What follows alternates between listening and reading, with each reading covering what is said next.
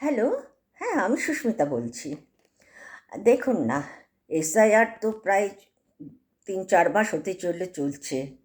কিছুই তো সুরাহা করতে পারছে না এবং স্মুথলি কোনো কাজ এগোতেও পারছে না। কিছু না কিছু প্রবলেম রয়েই গেছে এবং খুব বড় বড় প্রবলেমের সম্মুখীন হয়েছে আমাদের রাজ্যের লোকেরা। সেই জন্য আমাদের মুখ্যমন্ত্রী সুপ্রিম কোর্টের দ্বারস্থ হয়েছেন এবং নাগরিকত্ব বাঁচানোর জন্য আরও অনেক কিছু উনি প্রশ্ন রেখেছেন, সওয়াল রেখেছেন। এখন এইগুলো শোনার পরে এবং এই সওয়াল রাখার ফলে কি হয়েছে, সারা পৃথিবী জুড়ে লোকেদের মধ্যে একটা আলোড়ন তৈরি হয়েছে। বিশেষ করে উনি পাত্রী হয়ে উঠেছেন, প্রশংসার পাত্রী হয়ে উঠেছেন বা মন্ত্রী হয়ে উঠেছেন সকলের কাছে। হ্যাঁ, এখন কথাটা হলো এইগুলো শুনে আমাদের প্রধানমন্ত্রী ভীষণভাবে ওনাকে কটাক্ষ করলেন। হ্যাঁ, কটাক্ষ করলেন ওনার জায়গাটা এত সুন্দর হয়ে যাওয়াতে। সেদিন উনি তারপরে উনি রাজ্যসভাতে রাষ্ট্রপতির ভাষণের পরে উনি যে বক্তব্য রাখতে শুরু করলেন, সেই বক্তব্যের শুরু থেকেই শেষ পর্যন্ত শুধু মমতা ব্যানার্জির উপরে কটাক্ষ করেছেন। উনি বলছেন যে অনুপ্রবেশকারীদের বাঁচানোর জন্য এগুলো উনি করেছেন। অনুপ্রবেশকারীদের বাঁচানোর জন্য উনি এগুলো করেছেন বলছে। অনুপ্রবেশকারীদের বাঁচানোর জন্য আদালতে উনি চাপ সৃষ্টি করছে যাতে অনুপ্রবেশকারীদের বাঁচাতে পারে, কিন্তু উনি একবারও চিন্তা করছেন না অনুপ্রবেশকারীদের বাঁচিয়ে নিজের রাজ্যের লোকেদের অধিকার থেকে ছিনিয়ে নিচ্ছেন উনি। নিজের রাজ্যের লোকেদের অধিকার থেকে আপনি সব কিছু অধিকার পুরো ছিনিয়ে নিচ্ছেন অনুপ্রবেশকারীদেরকে বাঁচানোর জন্য, এবং তাদের বাঁচানোর জন্যই আপনি সুপ্রিম কোর্টে এই সওয়ালটা করেছেন। আপনি আমি হাজার হাজার লোক হাজার রকমভাবে উনি যে সওয়াল করেছেন তার সেই সওয়ালের উপর বিকৃত রূপ আমরা কিন্তু দিতে পারি।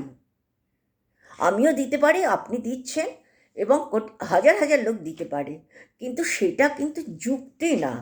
যুক্তির মধ্যে থাকবে একটা পজিটিভ থিঙ্কিং। যে পজিটিভ থিঙ্কিংয়ের বলে সাধারণ মানুষ আপনাকে ভালো চোখে নেবে, আপনাকে ভালোবাসবে, আপনাকে ভালো বলবে। আপনি কি করলেন না, অনুপ্রবেশকারীদের বাঁচানোর জন্য সুপ্রিম কোর্টে ও সাহায্য চাইতে গেছে। যে সাহায্যের বলে তাদেরকে বাঁচিয়ে আমার রাজ্যের রাখতে পারবে, কিন্তু তিনি একবারও চিন্তা করছেন না যে তার রাজ্যের নাগরিকদের সব অধিকার উনি ছিনিয়ে নিচ্ছেন। উনি অধিকার ছিনিয়ে নিয়ে উনি কী করবেন? আপনি যে প্রশ্নটা করেছেন যে উনি অধিকার ছিনিয়ে নিচ্ছেন, আমার রাজ্যের লোকেদের অধিকারটা ছিনিয়ে নিচ্ছেন আমাদের মুখ্যমন্ত্রী, কিন্তু উনি ছিনিয়ে নিয়ে ওনার লাভটা কী? তার জন্য কি ভোট পাবে নাকি? বরঞ্চ ভোট তো চলে যাবে, ওনার আরও কম হয়ে যাবে। এই যে প্রশ্নগুলো করছেন, সেই প্রশ্নের কোনো যুক্তিকতা আছে? এক ফোঁটাও নেই।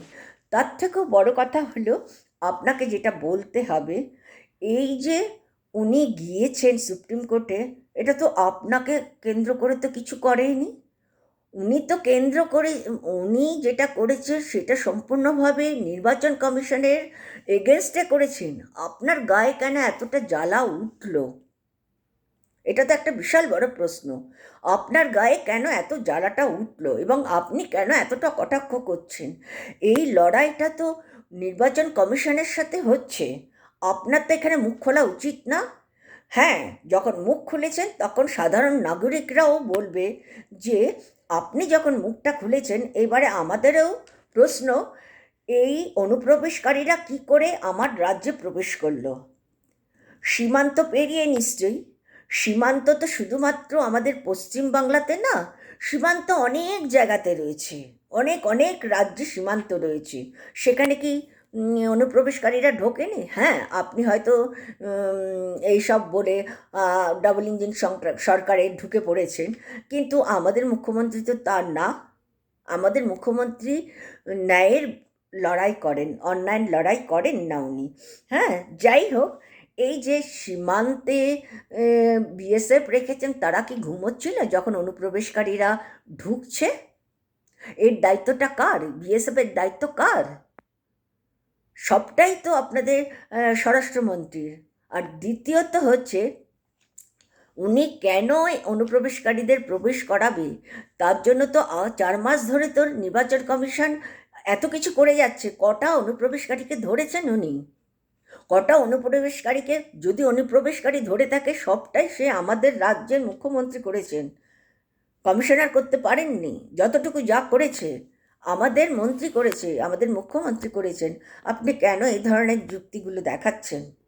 আবার এই কথাও বলছেন যে স্বরাষ্ট্রমন্ত্রী যখন লেকচার দিয়ে গেল আমাদের এখানে, তখন উনি বলছেন যে একটা আমাদের সুযোগ দিন, জনগণকে বলছে একটা আমাদের সুযোগ দিন এখানে মন্ত্রিত্বে আসার জন্য, সরকারে আসার জন্য। দেখুন সব অনুপ্রবেশকারীদের আমরা রোহিঙ্গাদের একদম ধরে বের করে দেব।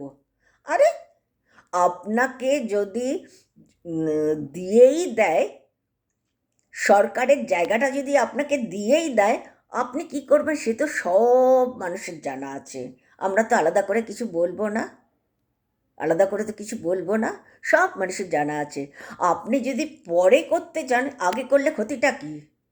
আগে আপনি অনুপ্রবেশকারীদের বার করুন, দেখান, তাহলে দেখবেন আমার রাজ্যের লোকেরা একদম আপনার পা ধরে প্রণাম করবে।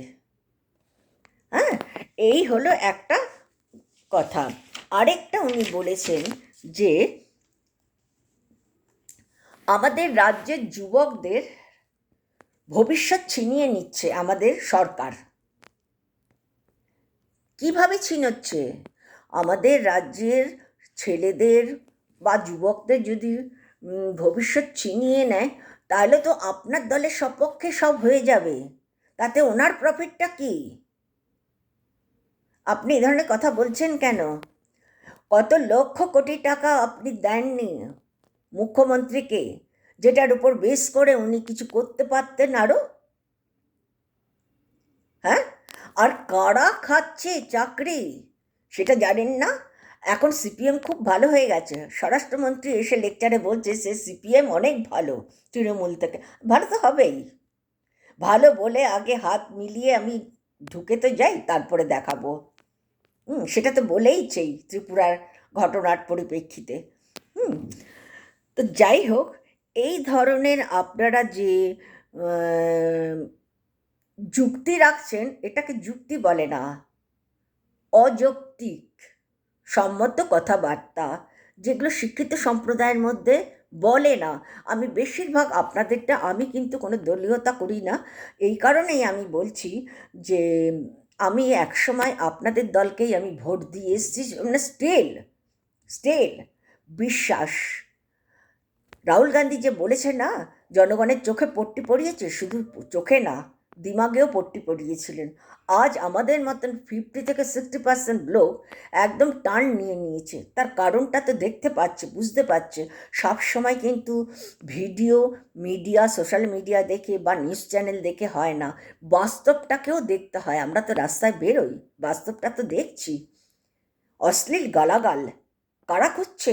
কোনো দলের লোক করছে না, কিন্তু যতই সিপিএম খারাপ হোক কেন, আমি তো সিপিএমের জামানার লোক ছিলাম, আমি তো সিপিএমকেই ভোট দিয়ে এসেছিলাম। হ্যাঁ, কিন্তু আমি কোনো দলকে সাপোর্ট করছি না, মানুষ ভেদে আমি সাপোর্ট করব। আপনার চিন্তাধারা, আপনি একজন পিএম, আপনার চিন্তাধারা কতটা উন্নত, কতটা ন্যায্য, কতটা যুক্তিগত, সেটা প্রতি মূল্যতা আমরা দেব, আমাদের মতন সাধারণ নাগরিকরা দেবে। অশিক্ষিত সম্প্রদায়কে আপনি যা বোঝাবেন তাই বুঝবে, কিন্তু শিক্ষিত সম্প্রদায়কে আপনি বোঝাতে পারবেন না। তারা যুক্তিটা দেখবে এবং আপনার প্র্যাকটিক্যাল ওয়ার্কটা দেখবে, সেটার উপরে বেস করে। আপনি এই ধরনের আমাদের মুখ্যমন্ত্রী এবং মহিলা মুখ্যমন্ত্রীর ওপরে কটাক্ষ হয়ে এই ধরনের মন্তব্য রাখবেন না, এটা আমাদের অনুরোধ। আবার বলছেন আমাদের রাজ্যে নারী কোনো রকম নিরাপত্তা নেই। কে বলেছে নারীর নিরাপত্তা নেই? আজ নারীর নিরাপত্তা যদি নষ্ট হয়ে যায়, তার জন্য দায়ী বিজেপি সরকার।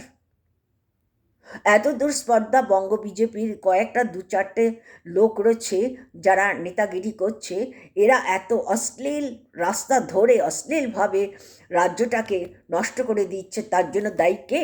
আপনি কেন বলছেন? আপনারা খারাপ কাজ করবেন আর মুখ্যমন্ত্রী আপনাদেরকে ঠেঙিয়েও জেলে তো ঢোকাতে পারবেন না, সঙ্গে সঙ্গে আপনারা সেই জেল থেকে বের করে নেবেন। এই তো দেশের অবস্থা। হ্যাঁ, ধর্ষণকারীদেরকে জেল থেকে ছাড়া দিয়ে গলায় মালা পরিয়ে নিয়ে আসছেন, এই তো আপনাদের যুক্তি আর বিচার।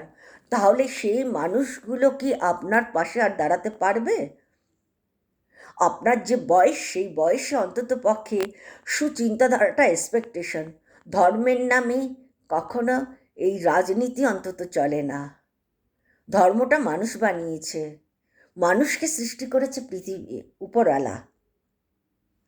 আপনি যেমন ধর্মবিশ্বাসী, আমরাও তেমনি ধর্মবিশ্বাসী, কিন্তু আমাদের যুক্তির সঙ্গে আপনার যুক্তির কোনো সিমিলারিটি নেই। এইটাই হলো আমাদের, আপনার আমার সঙ্গে পার্থক্য। ঠিক আছে, দেখুন আপনারা কি করবেন, কিভাবে কি করবেন দেখুন। শুধু কষ্ট দুঃখ একটাই, আপনারা তো মরবেন না, মরছেন না। হ্যাঁ, আপনাদের মতো কোনো রাজ্যের দলের রাজনৈতিক নেতারা মরছে না, মরবে না। মরছে আমাদের মতন সাধারণ মানুষগুলো। কতটা কষ্ট আপনি বুঝতে পারছেন?